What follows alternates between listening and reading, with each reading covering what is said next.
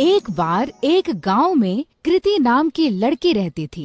कृति गांव की ही एक कोठी में रहती थी, जहां कृति के बाबा गांव के सबसे बड़े जमींदार थे। लेकिन उसके पिता की जुआ खेलने की लत ने उसके पूरे परिवार और दौलत को बर्बाद कर दिया। कृति के परिवार में कोई नहीं था। असल में कृति के पापा ने एक बार जुआ खेलते समय अपना सब कुछ दांव पर लगा दिया और वो हार गए। जुए में हारने पर दौलत तो गई ही गई, साथ ही साथ कृति की माँ ने भी तंग आकर जहर खा लिया। कृति की माँ के बाद उसके पिता भी ज्यादा दिन नहीं जिए और ज्यादा शराब पीने से उनका लिवर फेल हो गया और उनकी मौत हो गई। अपने पिता की इस जुए की आदत का सबसे बड़ा शिकार बनी अनाथ कृति।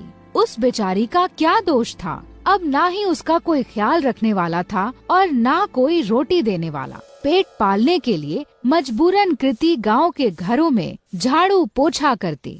कृति का ये सब करने का बिल्कुल भी मन नहीं करता, क्योंकि जिस घर में वो काम करती थी उसका मालिक उसे बुरी नजरों से देखता था। लेकिन 2 वक्त की रोटी के लिए कृति ये सब भी झेल लेती थी। कृति रोज सुबह सुबह गांव के मंदिर में जाती और अपनी दर्द भरी कहानी भगवान को सुनाती। हे ईश्वर, किस जन्म का तू मुझसे बदला ले रहा है? क्योंकि इस जन्म में तो मैंने किसी का भी बुरा नहीं किया। अब तू ही बता, अगर मेरा बाप जुआ खेलता था तो क्या इसमें मेरी गलती है? मैंने तो हर बार उन्हें जुआ खेलने से रोका, यहाँ तक कि रोकने के चक्कर में मार भी खाई, लेकिन हमेशा यह विश्वास रहा कि एक दिन तू सब ठीक कर देगा। मैंने तुझ पे भरोसा किया और तूने मेरे भरोसे का आज मुझे ये सिला दिया। न खाना है न कोई अपना, काम पे भी मालिक बुरी नजर से देखता है। क्या यही तेरी महिमा है?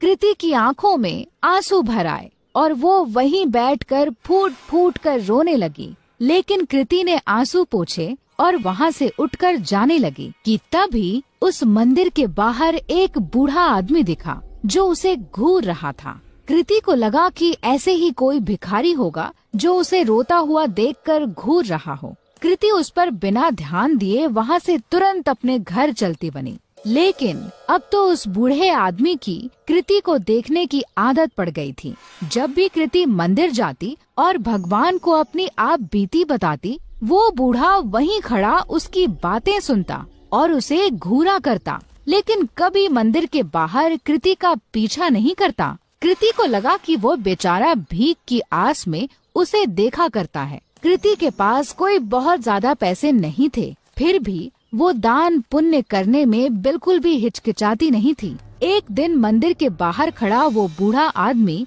जब कृति को घूर रहा था, तो कृति भगवान के पास जाने की बजाय उस बूढ़े के पास गई। बाबा जी, अगर पैसे चाहिए तो बेहिचक मांग लिया करो। ऐसे किसी और को घूरोगे तो वो गलत मतलब निकालेगा। काश बेटा, तेरे जैसा साफ दिल भगवान ने सबको दिया होता। कुछ दे दे बेटा। कृति ने अपनी जेब से एक 10 का सिक्का निकाला और उस भिखारी के जेब में डाल दिया। बाबा जी, अभी इतने ही हैं, आगे जब ज्यादा कमाने लगूंगी तब ज्यादा दूंगी। अरे बेटा, सच्चे दिल से दिए गए 1 रुपए भी मैं खुशी खुशी रख लूं, फिर तेरे 10 रुपए तो लाखों के बराबर हैं।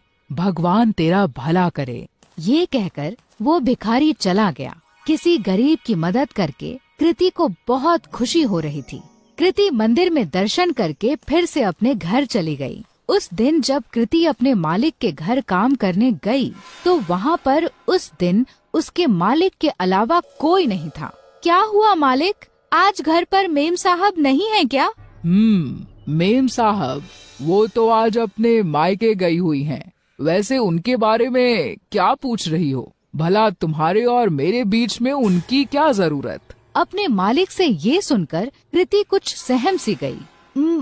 मालिक, मैं जरा घर की साफ सफाई कर देती हूँ। ये कहकर कृति घर की साफ सफाई करने लगी। अपने मालिक के डर के मारे आज कृति ने जल्दी जल्दी सारा काम खत्म कर दिया।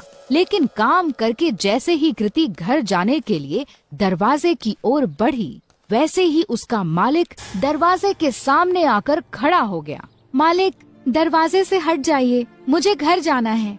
लेकिन मालिक अपनी जगह से टस से मस न हुआ और वहीं खड़ा रहा। मालिक, दरवाजे से हटिए, ये कहकर जैसे ही कृति ने मालिक को दरवाजे से हटाने की कोशिश की, वैसे ही मालिक ने कृति का हाथ पकड़ लिया। अरे ऐसे कैसे जाने दूं? आज तो मौका मिला है मुझे, बीवी भी घर पर नहीं है, आज तो तुझे नहीं जाने दूंगा। ये कहकर